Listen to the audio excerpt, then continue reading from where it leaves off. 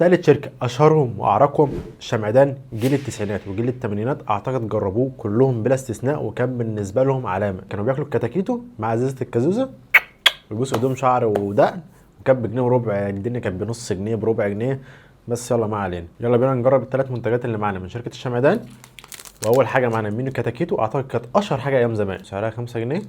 فيلا نشوف. نصيحه وانت بتجيبها ممكن تحطها في التلاجة دقيقتين دقيقه عشان الموضوع يبقى لذيذ. شكلها بنت ناس محترمين، والقرمشه بتاعتها الويفر شكله هيبقى محترم.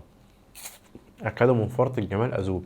ويفر وشوكولاته وحشو، فهي حاجه كده استروكشه بالجنزبيل سكرها. تاني منتج معانا كتاكيتو اكسترا، سعرها 5 جنيه برضه، مرهقه شويه عشان كده كنت بقول حطها في التلاجة، اعتقد دقيقه او دقيقتين الموضوع هيفرق معاك جامد. مفيهاش كلام، خلصانه خلصانه خلصانه.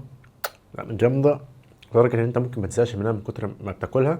لا حلوه، الشوكولاته حلوه، سكرها مظبوط، الوفر